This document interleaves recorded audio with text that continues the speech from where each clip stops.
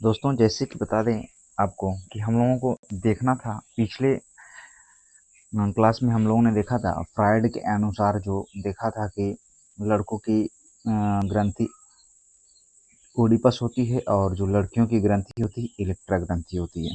अब आगे यहीं से हम कंटिन्यू करते हैं। अब हम बाल्यावस्था की तरफ बढ़ते हैं। तो जो चाइल्डहुड होता है उसको दो भागों में विभाजित किया गया है, और पूर्व बाल्यावस्था और उत्तर बाल्यावस्था। दोस्तों, अगर आप चैनल पर नए हैं तो चैनल को आप सब्सक्राइब कर लीजिए, और अगर वीडियो अच्छी लग रही है तो लाइक करिए। चलिए शुरुआत करते हैं, आगे बढ़ते हैं। तो लिखा है यहाँ पे कि बाल्यावस्था, थोड़ा सा और सोच रहे हैं कि और हल्का सा बड़ा कर दें जिससे कि और थोड़ा सा अच्छा लगे। चलिए अब सही है। अब देखिए, जो बाल्यावस्था है इसको यानी कि दो भाग में बांटा है, ठीक। एक पूर्व बाल्यावस्था और एक उत्तर बाल्यावस्था, ठीक। जो पूर्व बाल्यावस्था है ये 2 से 6 वर्ष, जिसको हम संचय काल कहते हैं, और उत्तर बाल्यावस्था होती है 6 से 11 वर्ष, इसको हम परिपाक काल कहते हैं। क्या कहते हैं? परिपाक काल कहते हैं, ठीक। तो थोड़ा सा और पेंसिल को हल्का सा हम पतला करना चाहेंगे जिससे कि और अच्छे से दिखे। अब सही है, ठीक। आगे बढ़िए। तो हम पूर्व बाल्यावस्था की ओर चलते हैं कि शारीरिक विकास की गति धीमी हो जाती है। इसमें क्या होता है, शारीरिक विकास जो गति होती है ये धीमे होता है, और शरीर पर अधिक नियंत्रण, जैसे दौड़ना, भागना, कूदना और सीढ़ियाँ चढ़ना, ये काफ़ी होता है। क्या होता है, शरीर पर अधिक नियंत्रण होता है, ठीक है। और इधर इसके बाद उत्तर बाल्यावस्था में क्या होता है, जो इसकी आयु है 6 से 11 वर्ष है, और इसको परिपाक काल कहते हैं। संग्रह की प्रवृत्तियाँ क्या होती है, संग्रह की प्रवृत्तियाँ, रचनात्मक कार्यों में रुचि। जो कुछ बच्चे देखेंगे तो छोटे छोटे चीज़ों को अपने संग्रह करते हैं, इकट्ठा करते हैं और रचनात्मक कार्य करेंगे। कभी घर बनाएंगे, तोड़ेंगे, फोड़ेंगे, ऐसे ही इनके मन में ये चलता है। चलिए आगे चलते हैं। फिर आगे लिखा है कि बाल्यावस्था से संबंधित मनोवैज्ञानिक के मत। बाल्यावस्था से संबंधित मनोवैज्ञानिक के मत। कोल एवं ब्रूस क्या कह रहे हैं कि बाल्यावस्था संवेगात्मक विकास का अनोखा काल है। बहुत मोस्ट इंपॉर्टेंट है। ये हूबहू लाइन 2018 के डेट में ये पूछ दिया था। 2018 के डेट में ये पूछा था, बाल्यावस्था संवेगात्मक विकास का अनोखा काल किसने कहा है, तो कोल एवं ब्रूस ने। अब देखिए, स्टेने हॉल ने क्या कह रहे हैं कि हम इसको यूज करते हैं कि जैसे हम पेंसिल चलाएंगे ये ऑटोमेटिक गायब होता चला जाएगा। स्टेने हॉल कहते हैं कि बालकों को खेल एवं उनके कार्यों की पुनरावृत्ति है, जो सृष्टि से सृष्टि के प्रारंभ से अनेक पूर्वज करते आ रहे हैं। स्टेने हॉल कह रहे हैं कि बालकों के खेल उन कार्यों की पुनरावृत्ति है जो सृष्टि के प्रारंभ से उनके पूर्वज करते आ रहे हैं। कालगर्ल्स क्या कह रहे हैं, कालगर्ल्स कह रहे हैं कि खेलों के द्वारा बालक अपने भावी जीवन की तैयारी करता है। स्ट्राइक क्या कह रहे हैं, ऐसा सब ही कोई खेल हो जिसे 10 वर्ष के बालक खेलते न हो। कह रहे हैं कि ऐसा शायद ही कोई खेल हो जिसे 10 वर्ष के बालक खेलते न हो। स्ट्राइक कह रहे हैं। कौन कह रहे हैं, स्ट्राइक। अब हम बात कर लेते हैं कि किशोरावस्था में विकास, किसकी बात कर लेते हैं, किशोरावस्था में विकास। अब किशोरावस्था में विकास, जो किशोरावस्था का स्टेने हॉल ने क्या कहा है, इन्होंने कहा है कि किशोरावस्था को 4 शब्द या तत्व के रूप में परिभाषित किया है। एक, संघर्ष, तनाव, तूफान और विरोध की अवस्था। बहुत ही मोस्ट इम्पॉर्टेंट है, इसको मोस्ट इम्पॉर्टेंट है। अगर आपको ये नोट्स अगर मंगवाना हो तो आप इस नंबर पे कॉल करके इसको क्या कर सकते हैं, मंगवा सकते हैं। चलिए, लिखा है कि वैज्ञानिक का मत, वैलेंटाइन क्या कह रहे हैं, इनका मत जान लेते हैं कि वैलेंटाइन क्या कह रहे हैं। कह रहे हैं कि घनिष्ठ और व्यक्तिगत मित्रता और उत्तर किशोरावस्था की विशेषताएं हैं। घनिष्ठ और व्यक्तिगत मित्रता उत्तर किशोरावस्था की विशेषताएं हैं। क्रो एंड क्रो क्या कह रहे हैं कि किशोर ही वर्तमान की शक्ति और भावी आशा को प्रस्तुत करता है। किशोर ही वर्तमान की शक्ति और भावी आशा को प्रस्तुत करता है। इसके बाद वी एफ स्पिनर स्पिनर की एक परिभाषा है। वी एफ स्पिनर की एक परिभाषा है कि किशोर का निर्णय करने का कोई अनुभव नहीं होता है। जो किशोर होते हैं उनका निर्णय करने का कोई अनुभव नहीं होता है। आगे बढ़ते हैं। ब्लेयर जोन्स तथा सिम्पसन, इनकी एक बहुत मोस्ट परिभाषा है, इसको याद रखिएगा, इसको मोस्ट इम्पॉर्टेंट लगा लीजिएगा। ठीक, इसको इम्पॉर्टेंट लगा लीजिएगा। किशोरावस्था प्रत्येक व्यक्ति के जीवन का वह काल है जो बाल्यावस्था के अंत में प्रारंभ होता है और प्रौढ़ावस्था के प्रारंभ में ही क्या होता है, समाप्त होता है। किशोरावस्था प्रत्येक व्यक्ति के जीवन का वह काल है जो बाल्यावस्था के अंत में प्रारंभ होता है और प्रौढ़ावस्था के प्रारंभ में समाप्त हो जाता है। वैलेंटाइन डे क्या कह रहे हैं, वैलेंटाइन क्या कह रहे हैं भाई, वैलेंटाइन डे निकल गया है, सॉरी, वैलेंटाइन। किशोरावस्था अपराध और प्रवृत्ति के विकास का नाजुक समय है। किशोरावस्था अपराध और प्रवृत्ति के विकास का नाजुक समय है। वी एन झा ये क्या कह रहे हैं कि जहाँ तक बुद्धि के विकास का संभव है, यह किशोरावस्था के अंतर्गत अपनी उच्चतम सीमा पर पहुंच जाते हैं। विंग्स एवं हंट, इनका कहना है कि किशोरावस्था की विशेषताएं को सर्वोत्तम रूप से व्यक्त करने वाला एक शब्द है। ये कह रहे हैं कि किशोरावस्था की विशेषताओं को सर्वोत्तम रूप से व्यक्त करने वाला एक शब्द है। और कोलसैनिक कह रहे हैं कि किशोरावस्था प्रौढ़ों को अपने मार्ग में बाधा समझता है जो उसे अपनी स्वतंत्रता का लक्ष्य प्राप्त करने से रोकता है। किशोरावस्था प्रौढ़ों को अपने मार्ग में बाधा समझता है जो अपनी स्वतंत्रता का लक्ष्य प्राप्त करने से रोकता है। आगे बढ़ते हैं। बाल विकास। अब हम ये हमारा जो टॉपिक है बाल विकास, चाइल्ड डेवलपमेंट, बहुत ही मोस्ट इम्पॉर्टेंट है। ये है मोस्ट इम्पॉर्टेंट, इसको ध्यान से देखिएगा। यहाँ से हर साल क्वेश्चन बनते हैं और बनते रहेंगे। चलिए आगे देखते हैं। ये समझिए कि मनोविज्ञान का ये जान है चैप्टर। वंशानुक्रम और वातावरण। वंशानुक्रम और वातावरण, हेरिडिटी और इन्वायरमेंट। हेरिडिटी और इन्वायरमेंट। वंशानुक्रम। ग्रेगर जॉन मेंडल के आनुवंशिकी जंतु सिद्धांत की खोज के लिए उद्यान मटर, जिसका जंतु वैज्ञानिक नाम था पाइसम सैटाइवम, क्या नाम था, पाइसम सैटाइवम को चुना और उनके आनुवंशिकी सिद्धांत 1866 में annual proceeding of the natural history society of burn में हुई। ठीक, यानी कहने का मतलब ये है कि ग्रेगर जॉन मेंडल जो थे, उन्होंने आनुवंशिक का उनको जनक माना जाता है। उन्होंने सबसे पहला प्रयोग मटर पे किया था।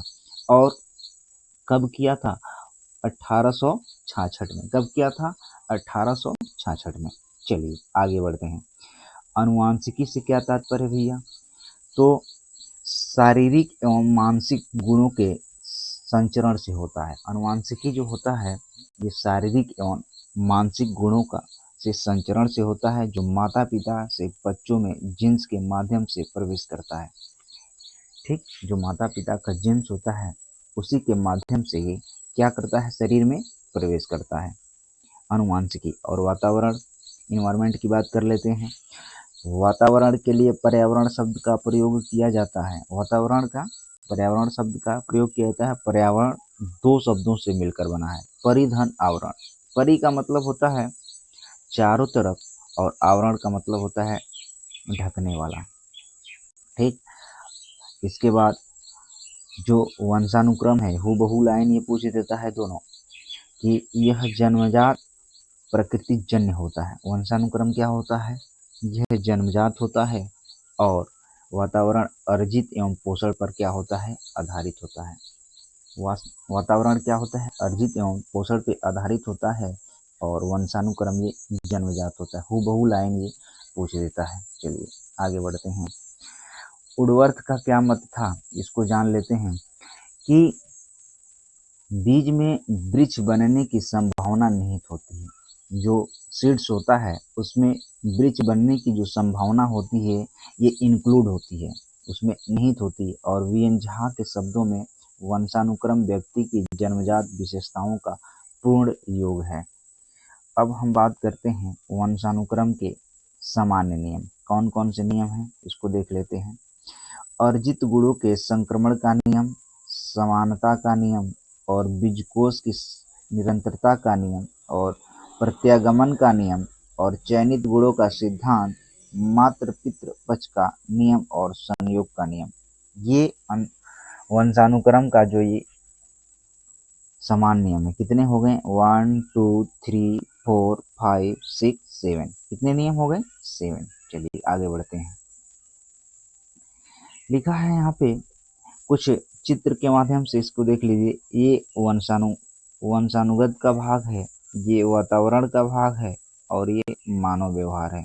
ठीक, वंशानुगत और वातावरण के बीच जो है ये क्या हो रही है? एक अंतः क्रिया हो रही है। ये क्या हो रही है? एक अंतः क्रिया हो रही है। ठीक, चलिए आगे बढ़ते हैं। आगे लिखा है कि परीक्षा उपयोगी तथ्य, जो कि परीक्षाओं में अक्सर पूछे जाने के चांस हैं। ग्रेगर जॉन मेंडल कहाँ के निवासी थे? ऑस्ट्रिया के। कहाँ के थे? ऑस्ट्रिया के। लड़कियों की तुलना में लड़कों का जन्म अधिक क्यों होता है? वायु गुणसूत्र हल्का होने के कारण।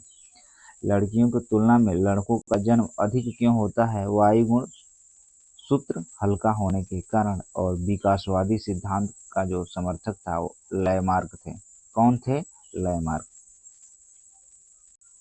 अब हम बात कर लेते हैं कि वर्णंधता एवं हीमोफीलिया लिंग संलग्न रोग है जो वंशानुगत रोग माने जाते हैं। और वर्णंधता व्यक्ति लाल व हरे रंग में भेद नहीं कर पाता है। ठीक, जो वर्णंधता हो जाती है तो व्यक्ति लाल व हरे रंग में भेद नहीं कर पाता है। इसे प्रोटीन दोष या डाल्टोनिज्म भी कहा जाता है। क्या कहा जाता है इसे? प्रोटीन दोष या डाल्टोनिज्म। ठीक, और वर्णंधता का वर्णन सबसे पहले हॉर्नर ने 1876 में किया था। कब किया था? हॉर्नर ने 1876 में किया था। हीमोफीलिया की बात कर लेते हैं। मनुष्य की एक लिंग संलग्न रोग और वंशानुगत रोग और रुधिर का थक्का जम जाता है और रक्त श्रावण रोग भी कहते हैं। और हेल्डन ने इसी रोग का वर्णन भी किया है। हेल्डन जो थे वह हीमोफीलिया का वर्णन भी किया था। और इसमें होता क्या क्या है? हीमोफीलिया में मनुष्य का एक लिंग संलग्न रोग हो जाता है और वंशानुगत यह रोग है। अगर उसके माता में है तो उसके पुत्र में होने की संभावना है। और रुधिर का इसमें थक्का जम जाता है। जो ब्लड होता है उसका क्या हो जाता है? थक्का जम जाता है। और रक्त श्रावण रोग भी कहते हैं इसको। और हेल्डन महोदय ने इस रोग का वर्णन किया था। अब मनोवैज्ञानिक का मत था, क्या था भाई? देख लेते हैं। वर्ग के अनुसार जन्म पूर्व की अवस्था से लेकर परिपक्वता की अवस्था तक अध्ययन ही बाल विकास है। जन्म पूर्व की अवस्था से लेकर परिपक्वता तक की अवस्था का अध्ययन ही क्या है? बाल विकास है। अब हम आ गए बुद्धि पे, इंटेलिजेंस। किस पे आ गए? बुद्धि पे।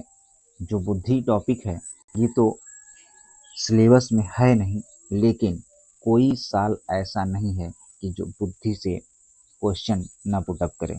चलिए परिभाषाएं हम जान लेते हैं बुद्धि की। तो बुद्धि की परिभाषाएं थोड़ा सा हम इसको बड़ा करना चाहेंगे। और हाँ, अब क्या है? अब सही है। चलिए कि बुद्धि कार्य करने की विधि, बुद्धि कार्य करने की विधि है, ये वुडवर्थ ने कहा है। बुद्धि सीखने की योग्यता है, बंकिंघम ने कहा है। और बुद्धि अमूर्त चिंतन की योग्यता है, टर्मन ने कहा है। इसके बाद बुद्धि विकास जो जन्म से किशोरावस्था तक होता है, ये प्रिंटर ने कहा है। और बुद्धि अतीत की अनुभव है, ये मैकडूगल ने कहा है। इसके बाद कुछ यहाँ पे बुद्धि के अध्ययन के पक्ष दिए गए हैं, जो कार्यात्मक पक्ष जो हैं, और इसके बाद संरचनात्मक पक्ष हैं और क्रियात्मक पक्ष हैं। हाँ, तो चलिए अब इसकी हम बात करते हैं बुद्धि परीक्षण की। किसकी बात करते हैं? बुद्धि परीक्षण। जो बुद्धि परीक्षण होता है ये व्यक्तिगत बुद्धि परीक्षण और एक सामूहिक बुद्धि परीक्षण, दो प्रकार का होता है। तो हम बात कर लेते हैं व्यक्तिगत बुद्धि परीक्षण। व्यक्तिगत बुद्धि परीक्षण बिने और साइमन, स्टैनफोर्ड टर्मन और भाटिया बुद्धि परीक्षण और डेविल वैसलर बुद्धि परीक्षण।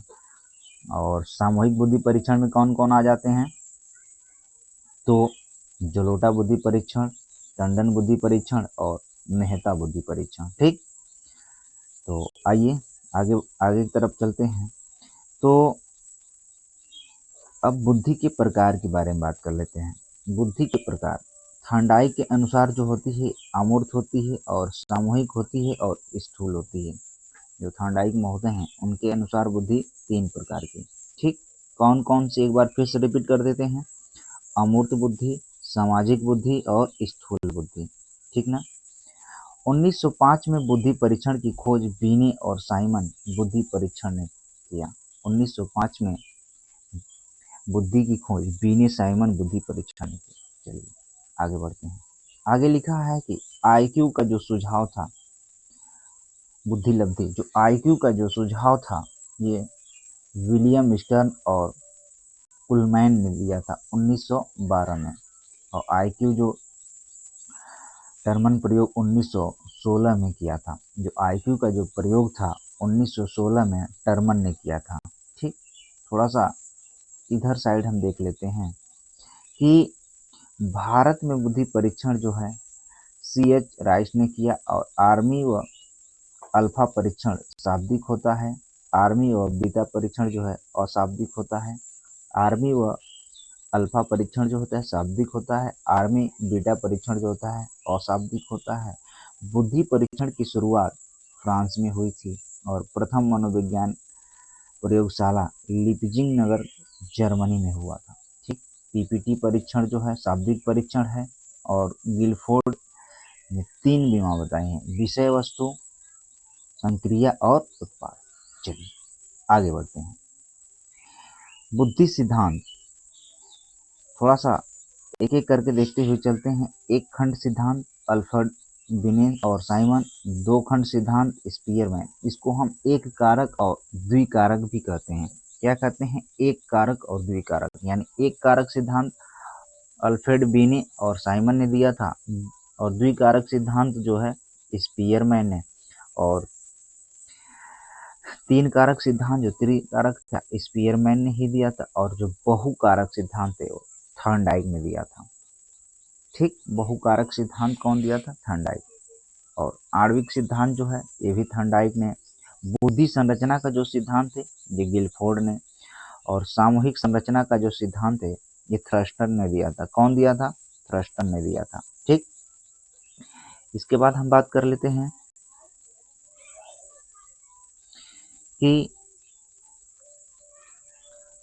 समूह कारक जो सिद्धांत था वो किसने दिया था, थ्रस्टर ने। और तरल ठोस सिद्धांत कैटेल ने दिया था। और बहुबुद्धि का सिद्धांत गार्डनर ने दिया था। और त्रितत्व सिद्धांत रॉबर्ट स्टेनबर्ग ने दिया था। और संज्ञानात्मक विकास का मॉडल जो सभी लोग इससे परिचित होंगे ये दिया है जीन पियाजे ने। चलिए आगे इधर थोड़ा सा कुछ बचा था इसको देख लेते हैं। जो कि आईक्यू का प्रथम सुझाव विलियम स्टर्न और कुलहनमैन 1912 में दिया था। आईक्यू टर्मन का प्रयोग 1916 में हुई थी। और इधर एक तालिका बनाई हुई है, इसको देख लेते हैं। बहुत ध्यान से देखिएगा, हम नीचे से चलते हैं। कहाँ से चलते हैं, नीचे से। 71 से कम, ठीक, यानी कि कितना प्रतिशत, 2% जड़ बुद्धि। ठीक, और 70 से 80 अल्प बुद्धि, 81 से 90 मंद बुद्धि होती है और 91 से 110 सामान्य बुद्धि और 111 से 120 तीव्र बुद्धि और 121 से 130 प्रखर बुद्धि और 130 से अधिक प्रतिभाशाली। और इधर जो भी है सारा परसेंटेज दिया हुआ है, आप इसको देख सकते हैं। चलिए आगे बढ़ते हैं। यहाँ कुछ लिखा है कि सुपर टेट और सीटेट टेट रीड के संपूर्ण पैकेज उपलब्ध हैं। व्हाट्सएप करें इस नंबर पे, आपको ये PDF मिल जाएगी। चलिए आगे बढ़ते हैं। आगे यहाँ पे अब हम बात करेंगे कि बाल मनोविज्ञान। क्या बात करेंगे, बाल मनोविज्ञान यानी कि चाइल्ड डेवलपमेंट, बाल विकास की जो अवस्थाएं हैं उनके बारे में बात करेंगे। और यहाँ पे हड्डियों के तत्व हैं और विकास की प्रक्रिया कैसे कैसे क्या है इसको बात करेंगे, लेकिन ये अगले क्लास में बात करेंगे। अगले क्लास में बात करेंगे। अभी बहुत सारे ऐसे मोस्ट इम्पॉर्टेंट टॉपिक हैं जो कि आपके परीक्षा उपयोगी के लिए बहुत महत्वपूर्ण है। इधर आप अधिगम आ जाएंगे, इसके बाद टॉपिक वाइज है एकदम सीरियल से, फिर व्यक्तित्व है, फिर व्यक्तित्व के प्रकार है, फिर इसके बाद यहाँ पे देख सकते हैं क्रेचमर और शरीर की रचनाएं के अनुसार जो भी पुस्तकें हैं वो भी हैं। फिर इसके बाद जुंग के अनुसार अंतर्मुखी बहिर्मुखी उभयमुखी जो है ये है। फिर इसके बाद हम बात करेंगे स्पेंसर के अनुसार जो भी है, फिर स्लाइडेन और सैन के अनुसार। ठीक, मोस्ट इम्पॉर्टेंट है और ये सारी चीज़ें हैं, इसको देखते रहेंगे, लेकिन आप वीडियो में बने रहिएगा तभी मज़ा आएगा। और जो लोग चैनल पे नए हैं, चैनल को सब्सक्राइब कर लेंगे, साथ ही साथ थोड़ा दूसरों के पास शेयर कर देंगे, जिससे कि और लोग भी साथी के पास ये वीडियो पहुँचे। अगर यह वीडियो आप लोगों को पसंद आती है तो ज़्यादा से ज़्यादा लाइक, सब्सक्राइब और शेयर करेंगे। तो चलिए अगले क्लास में हम लोग क्या बात करेंगे। अगले क्लास में हम लोग बात करेंगे कि बाल विकास यानी कि चाइल्ड डेवलपमेंट। क्या बात करेंगे? बाल विकास, चाइल्ड डेवलपमेंट की बात करेंगे। तो आज के लिए बस इतना ही। चलिए, बहुत बहुत धन्यवाद।